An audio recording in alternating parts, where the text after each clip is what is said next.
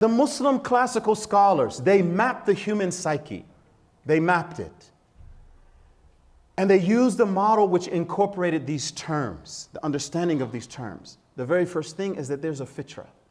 Every human being, he has a stamp on his soul. And he has the ability and the potential to recognize truth. And the highest truth is no. La ilaha illallah. You have to know there's nothing worthy of worship except Allah. Okay? So that's the fitra. We also have a nafs. We have a nafs, right? We have behind these eyes is another person who speaks and makes suggestions to us, right? This nafs, the center of that nafs is called the qalb, or the heart. And this is the only thing that's going to benefit you yawm al-qiyamah. What does the Quran say? يَوْمَ لَا يَنْفَعُ مَالٌ وَلَا بَنُونَ إِلَّا مَنْ أَتَى اللَّهَ بِقَلْبٍ سَلِيمٍ. Nothing will benefit you except on the day of judgment, not your wealth, مَالٌ وَلَا بَنُونَ, not your family, not your status. Only those who come to Allah with a sound heart. What is a sound heart? It's free from spiritual defects. This is what the scholars over 1,000 years, 1,400 years, we've been working on. This is what Islamic psychology is. The aql is a lot of times is translated as the intellect.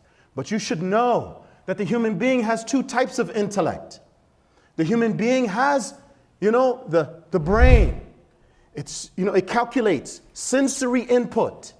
It divides it and tells you, oh, something's coming at you very quickly. Something is, did you hear something? Did you smell something? Did you taste something? Did you see something? Right? Did you touch something? This is what the brain is busy doing now. Your brain right now is busy listening to me. Okay? You're assessing the information. You're bringing it in. You're processing it.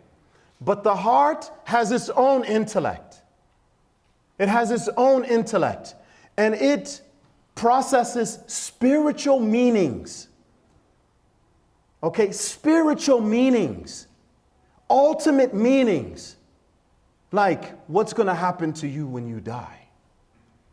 This is a very serious question.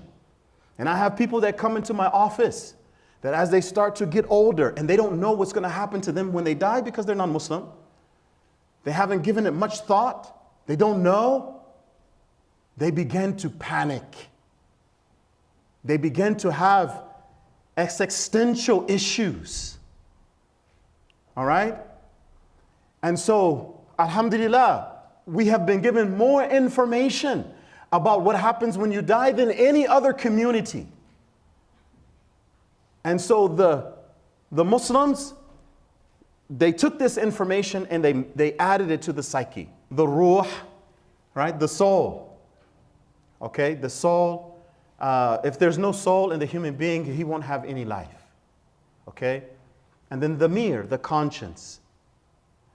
All of these things are, what the classical scholars mapped. So when we are sitting in front of someone and we are having a therapeutic session, we take all of this into consideration as you're having the conversation. We take all of this into consideration.